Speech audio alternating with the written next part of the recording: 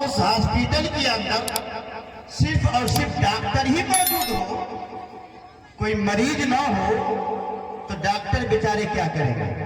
کس کا علاج کریں گے؟ کس کا سرجری کریں گے؟ کس کا آپریشن کریں گے؟ جب مریض ہی نہ ہو ہاسپٹل کے اندر تو آج ہمیں لگتا ہے اس ہندوستان اور نیپال کی دھرتی پر کوئی بھی آدمی دائی اور دعا سے خالی نہیں ہے۔ سب ایک دوسرے کی اصلاح کر رہے ہیں، اصلاح۔ سب آدمی چائے کی دکان پہ جائیں، کہیں بھی چلے جائیں، کسی بھی جگہ چلے جائیں، ہر آدمی پڑھے لکھے ارباب علم و دانش لگتے ہیں۔ اس لیے میں آج اس جلسے میں آپ کے سامنے آپ کے دل میں ایک بات اتار کے جانا چاہتا ہوں۔ دعا کیجیے کہ اللہ تبارک و تعالی ہم سب کو اس پر عمل کرنے کی توفیق عطا فرمائے اور ہمیں سچ اور حق کہنے کی بھی توفیق عطا فرمائے۔ میرے محترم بزرگ اور دوستو، میں آج کے اس پروگرام میں علامہ ابن حجر عسقلانی رحمۃ اللہ علیہ نے حلقہ رسالت کے اوپر ایک بہترین تجوید کیا ہے۔ میں چاہتا ہوں کہ آج آپ حضرات کے سامنے میں وہی گوش گزار کروں تاکہ آپ کے دلوں کے اندر جو جنگ لگی ہوئی ہے انشاءاللہ وہ چھٹ جائے، اور دعا بھی کرتا ہوں کہ اللہ تعالی ہم تمام مسلمانوں کو جتنے بھی اس پنڈال میں تشریف فرمائے اور جو بھی ہماری خواتین حضرات آئی ہے، اللہ تعالی ان سب کو عمل کرنے کی توفیق عطا فرمائے۔ جناب سید ثقلین نبی الحرمین خاض بدر حنین مولا کل ہادی سبل رحمت دو عالم صلی اللہ علیہ وسلم اپنے صحابہ کے سامنے بیٹھے ہوئے، جیسے آپ میرے سامنے بیٹھے ہوئے ہیں۔ آپ نے اپنے قریب صحابی کو دیکھا، فرمایا کہ میرے صحابہ، میں تمہیں ایک بات بتلانا چاہتا ہوں۔ صحابہ کرام تو وہ تھے کہ جن کے اشارے پر سمندر کے سینے کو بھی چیر دینے کے لیے ہمیشہ تیار رہا کرتے تھے۔ ارے نبی کے ماننے والے وہ جانباز صحابی تھے جن کے بارے میں وید بیاتی نے بھی لکھا تھا کہ کہ نبی کے ماننے والے وہ جانباز صحابی ہوں گے کہ جنہی کی بدولت اللہ نے قرآن میں بھی اپنا دلیل نبی کو بنایا۔ اگر آپ سے میں سوال پوچھتا ہوں کہ ذرا بتائیے کہ جو میں نے خطبہ مسنہ کے بعد جو ہم نے تلاوت کی ہے محمد الرسول اللہ، تو جلسہ میں بیٹھنے والوں میرا یہ چیلنج ہے کہ آپ بتا دیجئے کہ میرے نبی نے جو اتنا بڑا دعویٰ کیا کہ محمد الرسول اللہ، میں اللہ کا رسول ہوں، یہ دلیل کیا ہے میرے بھائیوں؟ آج اتنے مسلمان جن کے سر کے بال جو ہے سیاہی سے سفیدی میں تبدیل ہو گیا، جن کی عمر جو ہے 50 سال میں، جن کے جو ہے بس مسلنے پہ گزر گئی، جنہیں سجدہ کرتے کرتے جن کے جبین پر نشانات پڑ گئے، آج اگر میں آپ سے پوچھنا چاہتا ہوں، بتائیے اللہ کی نبی نے جو دلیل بنایا وہ کس کو بنایا؟ قرآن نے ہمیں جواب دیا، والذین معہ عندہ نہیں کہا، معہ کہا۔ جو لوگ آپ کے ساتھ ہیں محمد، یہ وہ لوگ ہیں جب آپ کا اشارہ ہو جائے سمندر کے سینے کو چیر دو، یہ وہ جانباز صحابی ہم نے آپ کو دیا ہے، یہ سمندر کے سینے کو پھاڑ دیں گے، لیکن سوال نہیں کریں گے کہ میرے آقا آپ نے مجھے سمندر کے سینے کو پھاڑنے کو کیوں کہا؟ اگر آپ کا حکم ہوتا ہے میرے آقا، کیا آپ جو ہے پہاڑ کی چوٹی پہ چھلانگ لگا دیں؟ یہ صحابہ ہے کہ پہاڑ کی چوٹی سے جان اپنے آپ کو لڑکا دیں گے، لیکن یہ سوال نہیں کریں گے کہ میرے آقا آپ نے مجھے ایسا کیوں حکم دیا ہے؟ اسی لیے بید بیادی نے کہا محمد کے جو چار جو جگری صحابہ ہوں گے وہ بہت ہی قیمتی انوکھے ہوں گے، وہ پوری دنیا کے اندر ہیرے کی طرح سے چمکیں گے۔ آج سبھی سے پوچھا جائے تو بتا دیں گے کہ نبی کے جو جانباز صحابی ہیں وہ ابو بکر ہے، عمر ہے، عثمان ہے، علی ہے۔ ویسے تو سارے صحابی جانباز ہیں، لیکن وید ویاس جی جو کوڈ کیا ہے یہ چاروں کا ذکر کیا ہے۔ اللہ کے نبی صلی اللہ علیہ وسلم اپنے ذکری صحابہ کے ساتھ بیٹھے ہوئے تھے، فرمایا میرے صحابہ، دنیا کی 3 چیزوں کی محبت اللہ نے میرے دل میں محبوب بنا دی ہے۔ اب صحابہ کرام سننے کے لیے بے قرار ہو گئے کہ میرے محبوب کو وہ کون سی 3 چیز بہت زیادہ پیاری ہے۔ اللہ اکبر۔ میرے آقا نے بیان فرمایا وَحُبِّبَ إِلَيَّ مِنَ الدُّنْيَا كُمْ ثَلَاث۔ اے میرے صحابہ، دنیا کی 3 چیزوں کی محبت اللہ نے میرے دل میں محبوب بنا دی ہے۔ فرمایا طیب والنساء، وفی روایت المرأة الصالحہ، وجعلت قرۃ عینی فی الصلاۃ۔ اے میرے صحابہ، اللہ نے خوشبوؤں کو میرے دل میں محبوب بنا دیا ہے۔ پتا چلا وہ جلسہ میں بیٹھنے والے مسلمانوں، میرے آقا کی سب سے پہلی چار خوشبو ہے، سب سے زیادہ پسند خوشبو ہے۔ آج مسلمانوں، میں آپ سے پوچھنا چاہتا ہوں، اس جلسے میں بیٹھنے والے، گھر سے آنے والے، ذرا بتاؤ، یہ تو یہاں پر جو ہے میرے آقا کا تذکرہ ہو رہا ہے، میرے نبی کا ذکر ہو رہا ہے، کتنے لوگ جو ہے خوشبو لگا کر اس پنڈال میں تشریف لائے ہیں۔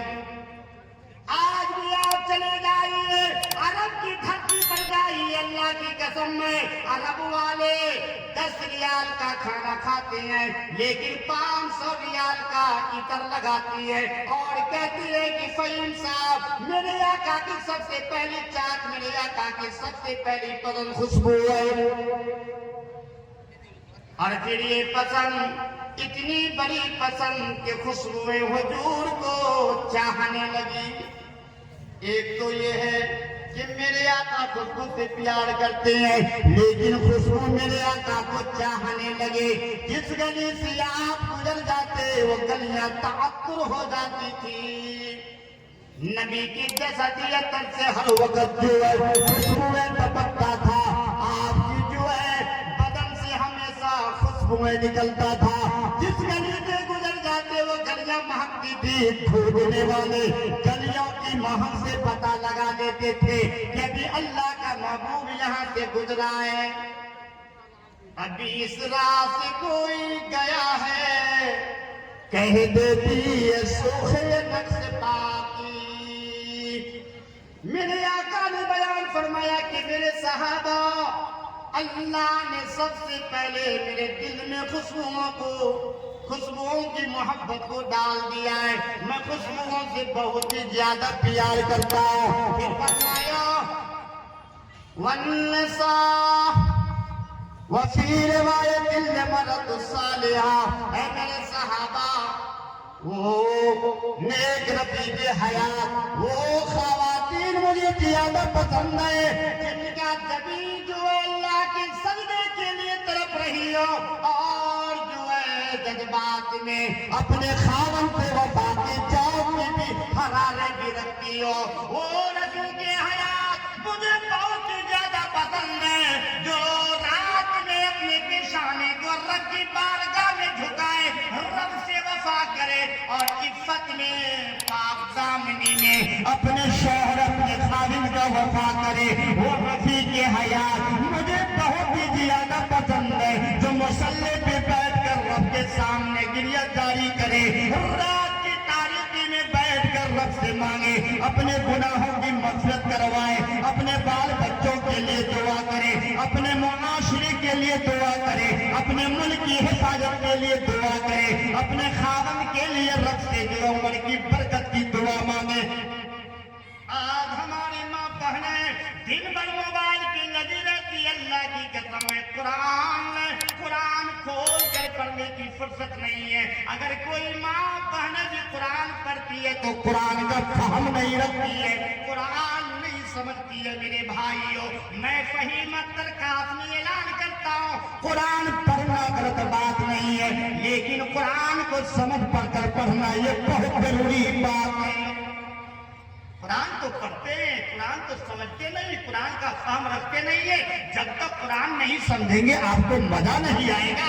جو قرآن کو سمجھتا ہے علماء سے پوچھیے, یہ جنت کا کھانا ہے, جنت کا میوہ ہے, جنتی میوہ ہے. کسی نے پوچھا کہ آپ قرآن اتنا دیر تک کیسے پڑھتے رہتے ہیں؟ میں نے کہا کہ آپ ساری رات موبائل پر فیس بک پر کیسے ٹکے رہتے ہیں؟ جب آپ کو فیس بک کی لت لگی ہے تو ساری رات آپ فیس بک پہ گزار دیتے ہیں. اللہ نے مجھے قرآن سے لت لگا دیا ہے, آدھی رات تک قرآن سے لگا رہتا ہوں. اسی لیے قرآن پڑھنا چاہیے اور سمجھنا چاہیے, سمجھ کر پڑھنا چاہیے. تو اللہ کے نبی نے بیان فرمایا کہ میرے صحابہ وَحُبِّبَ إِلَيَّ مِنَ الدُّنْيَا ثَلَاثٌ, دنیا کی 3 چیزوں کی محبت اللہ نے میرے دل میں محبوب بنا دی ہے. پہلے تو میں خوشبوؤں سے زیادہ پیار کرتا ہوں, دوسری تو وہ رفیع کے حیات, وہ خواتین مجھے زیادہ پسند ہے جو عبادت میں ہر اللہ کا حق ادا کر رہی ہو اور عفت میں پاک دامنی میں اپنے خاوند کا وفا کر رہی ہے. اور تیسری بات آپ نے بیان فرمائی, وَجُعِلَتْ قُرَّةُ عَيْنِي فِي الصَّلَاةِ. میرے صحابہ, نماز تو میری آنکھوں کی ٹھنڈک ہے, دل کا سکون ہے, آنکھوں کا نور ہے اور دل کا سرور ہے نماز. سیدہ عائشہ رضی اللہ تعالی عنہ بیان فرماتی ہے کہ میرے آقا جب رات کی تاریکی میں بستر سے کھڑے ہوتے, اللہ اکبر کہتے, آنکھوں میں آنسو. رات کی تاریکی میں جب پورا مدینہ سناٹا رہتا, اللہ اکبر, میرے پروردگار پہلے آسمان پہ ہوتا, میرا محبوب میرے بستر پہ کھڑا ہوتا, میں آپ کے سرہانے میں سوئی ہوئی دیکھتی کہ میرے آقا مصلی بچھا کر نماز کے لیے کھڑے ہو جاتے. اللہ اکبر کہتے, آنکھوں میں آنسو, لبوں پہ اس کی حمد و تسبیح ہوا کرتی, اور آج بھی کا یہ عالم کے دیکھنے والوں کو رحم آ جاتا تھا. یہ رحمت للعالمین ہے. غفر لک ما تقدم من ذنبک وتأخر, جن سے اللہ رب العالمین نے گناہ کرنے کی صلاحیت چھین رکھی ہے. میرے محبوب گناہوں سے پاک ہے, معصوم عن الخطا ہے, لیکن رات کی تاریکی میں بستر پہ کھڑے ہو کر آنکھوں میں آنسو, سیدہ عائشہ کو برداشت نہ ہوا. ہائے وہ اماں عائشہ جن کے بستر آیا, میرے محبوب آپ کی حبیرہ کہاں ہے؟ فرمایا میری حبیرہ تو میرے سامنے میں ہے. کہا رب العالمین نے سلام بھیجا اور رات کی کمرے میں آنے کا مجھے اتفاق ہو گیا. سیدہ عائشہ وہ مقام رکھتی ہے, اپنے شوہر کو قریب سے جانتی ہے. ایک بات یاد آ گئی, آج سب لوگ کہتے ہیں کہ مولوی صاحب ہمارا بہت عزت ہے, ہم بہت بڑے آدمی ہیں, ہمارا لوگ یہ بہت یہ کرتا ہے, ہم جہاں جاتے ہیں لوگ ہمارے پیچھے پیچھے چلتے ہیں.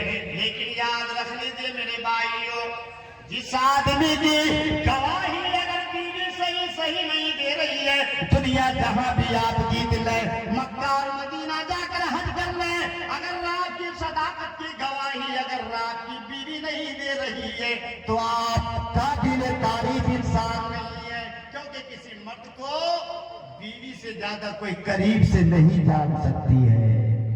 ہاں, بیوی تعریف کر لے تو ٹھیک ہے, ورنہ بیوی اگر تعریف نہیں کر رہی ہے, آپ کے قائل نہیں ہے, اس کا مطلب ہے کہ آپ کا اخلاقیات اور معاملات صحیح نہیں ہے.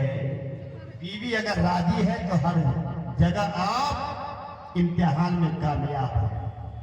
سیدہ عائشہ صدیقہ رضی اللہ تعالی عنہ بیان فرماتی ہے کہ میرے آقا آپ سے تو ایک بھی گناہ نہیں ہے, لیکن رات کی تاریکی میں آپ اس قدر کیوں روتے ہیں؟ فرمایا عائشہ तूने मुझसे ये पूछा है कि मैं रात को क्यों रोता रहता हूँ। ऐ आयशा तुझे मालूम नहीं है, जब मैं जमाने तुफूलियत में था, अभी मैं 1 हफ्ते का भी नहीं था, मेरी माँ मुझे सफेद चादर में लिए हुए मुझे अपने गोद में बैठाई हुई, मेरी माँ रो रही थी कि या अल्लाह मुझे तूने इतना लाड सा बेटा दिया है, अगर इनका बाप जिंदा होता तो अपने बेटे को देखकर खुशियों से समा नहीं पाता।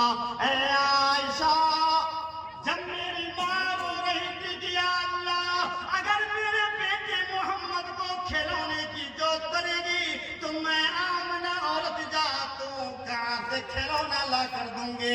अल्लाह रब्बुल आलमीन कौसर व तस्लीम से आवाज पहुंचाई कि आमना मेरे बच्चे को अगर खिलौने की जोत पर जाए उंगली का इशारा करेगा, चांद को 2 टुकड़े में बांट दूंगा, मक्का और मदीना की गलियों में घूमने को दिल करेगा, साथ में आसमान पर ले जाकर जन्नत और जहन्नम में सैर करा दूंगा।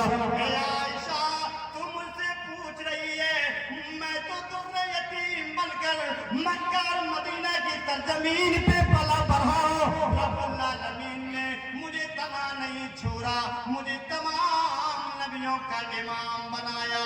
अफला कूनू अबदन शकूरा। ऐ आयशा, मेरा दिल तो ये चाहता है कि सारी रात मैं मुसल्ले पे बैठकर रब को राजी करता रहो। अल्लाहु अकबर।